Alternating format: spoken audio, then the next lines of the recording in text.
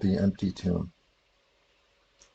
The angel of the Lord is having a cigarette, legs crossed, on a stone bench, twiddling a seraphic strand of hair, while waiting for the three expected women to appear, the ones bringing bags of myrrh and other spices which they plan to sprinkle on the corpse of the departed rabbi as if he were a roasted leg of lamb. Two of the three are called Mary, but he will not address them by name. He is practicing what he should say. Be not afraid. He considers a little stiff. Besides, he has used it once before. Oh, what does it matter, when everything has been preordained, and they are not going to heed him anyway. When he hears their coming footsteps and listens to one of them complain that there is no one to help them roll the stone from the mouth of the cave, he quickly drops the cigarette and grinds it with his heel into the dirt floor. He doesn't bother to don his majesty. He knows they will be sorely amazed, not at finding him there, but at missing the one whom they are trudging up the hill to see, the one already on his way to meet his apostles at Galilee. Did you figure that out? That poem really bothered one editor. He was so angry. I guess because he couldn't figure it out. What's it about? What's it about? The Perfume Concert. To Ian Bang. There is no instrument, no stage, just two girls in heavy makeup standing next to electric fans and two boxes of fabric soaked in perfume so that the smell of roses fills the room.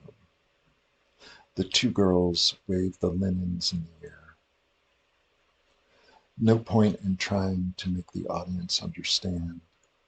No point in trying to outlast the impatient shuffling of bourgeois shoes, or the derisive commentary as the crowd spills onto the street after the 16-minute show. It doesn't matter what we know. No point in trying to connect the various sensations of displeasure that move us from one fugitive spot to the next.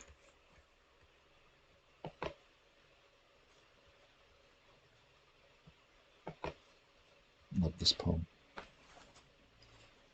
It's a sonnet. It's based on Keats' last sonnet, obviously. Bright Star.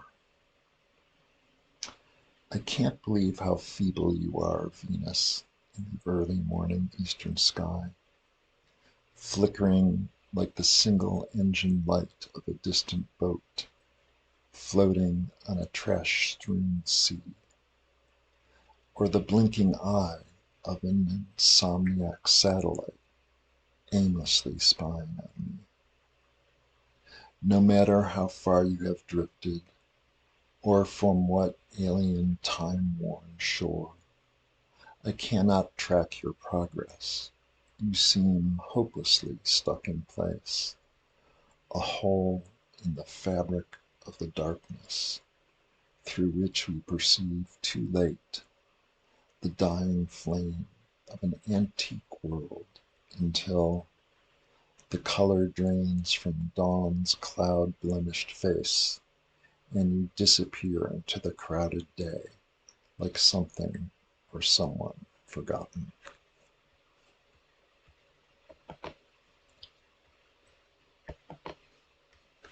Cry Baby Scientist. The bandwidth is clogged, and your message cannot arrive. Yet I keep clicking the button that is not a button, trying to survive my own impatience. Everything I pursue a mirage, not even as real as the shadow at my feet, stretching out before me on the forest path, the sun at my back, the unfolding nuclear erosion behind me disturbing the magnetic glass, the fragrance of pine needles on the floor, softened by last night's hail, blazing a trail backward to the light which I cannot see as it is about to devour me.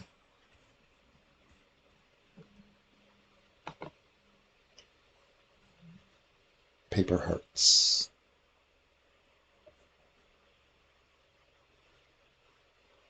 Now I've already done all these. Oops. Huh, that's okay. I lost my place.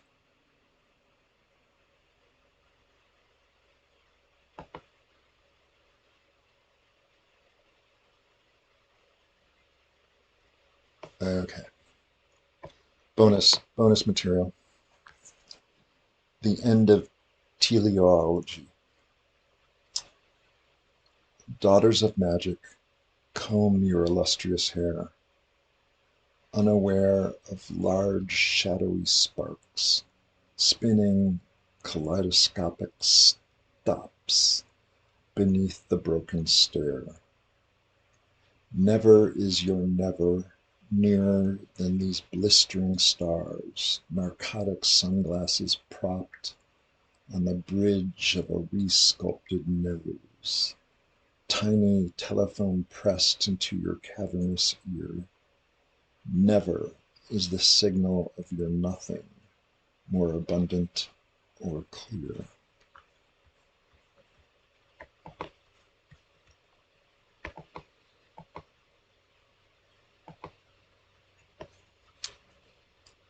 The sound of thunder. When I hear the thunder, I think she might be afraid. Driving back from Boston, the windshield wipers peeling back the rain, other cars sizzling by, going too fast for the weather, the cannonades of thunder rushing to keep up with the lightning that rips the highway in two.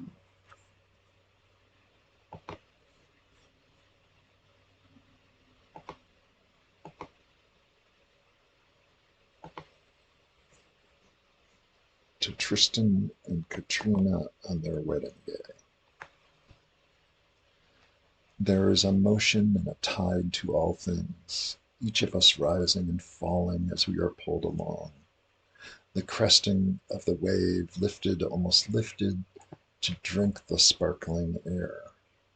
The subsidence more like a shadow that touches the cold nowhere, both pulled into and out of the formless shape of time, so that for a moment I think I am here or I am there, like a child at the beach who tries to stand against the surf, the sand sucking at his feet, the undertow striving to draw him to his grave.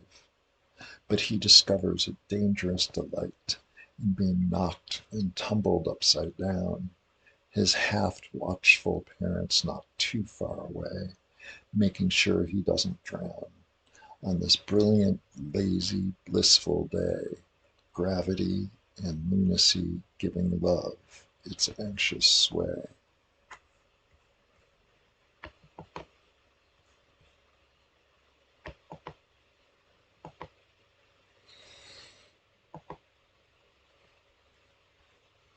What death looks like.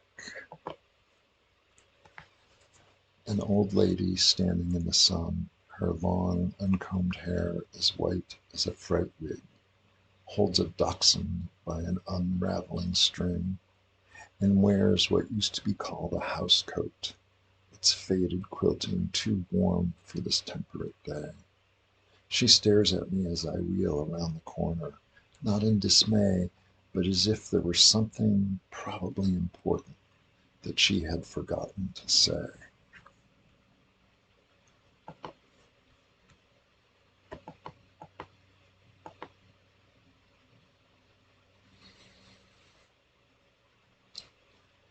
What kind of magic turns the white paper black? I am my own history, all the background you'll ever need to see, a complete dossier on the table before you, each word betrayed in ordinary movement. But what if I were to wander off, to disappear with a ghostly grace, to drift from the quotidian parade, a pencil tucked behind my ear like a trapper trudging into the dwindling snow, everything edging me closer to you, to me, to what neither one of us can hope to know. I make no excuses for these poems.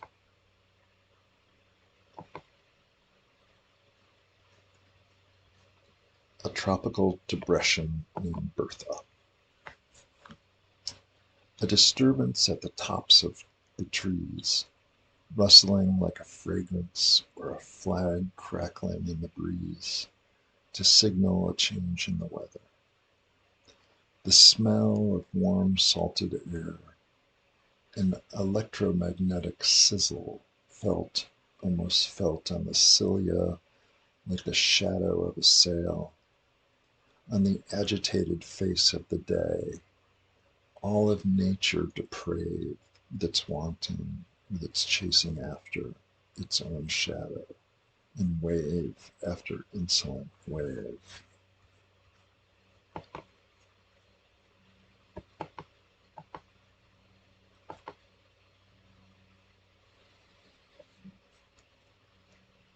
Can. Can't stop a train by standing in the tracks. Can't stop a train by standing in its tracks. Gonna have to wave a flag. Pray the flagman waves back. That was supposed to be a song at some point.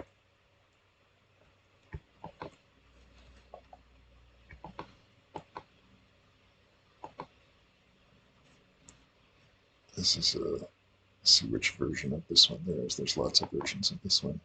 That's the long one. Good. Decomposing nicely.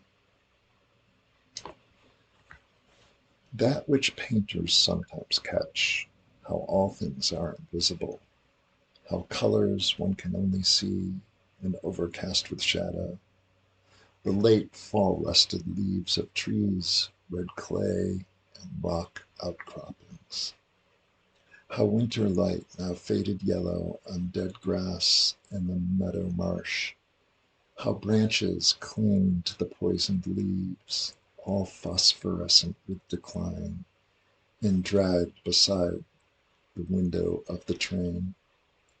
The closest thing so fleeting, the distance stilled by thread of rain, obscured by flares of dying light, not as a world on fire, but fixed by the glaring of the sun, the widening landscape given sway and hum by the rocking of the carriage.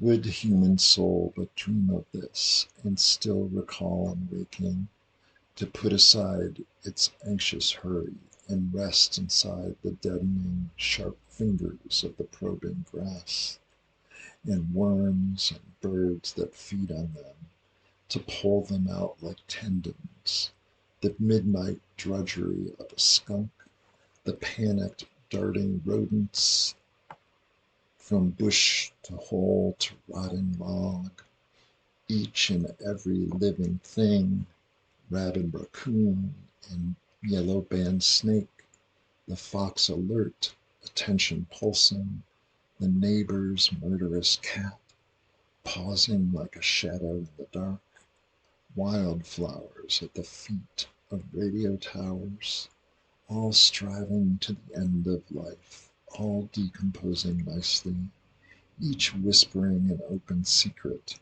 how beauty ruins everything, drags to itself all quiet sense and all crepuscular thought, only to paint the gloom of lust with some romantic desperate hope.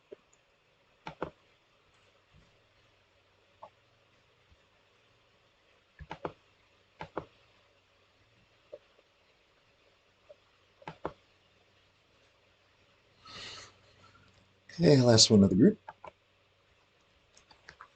Donatello. Donatello's Mary Magdalene.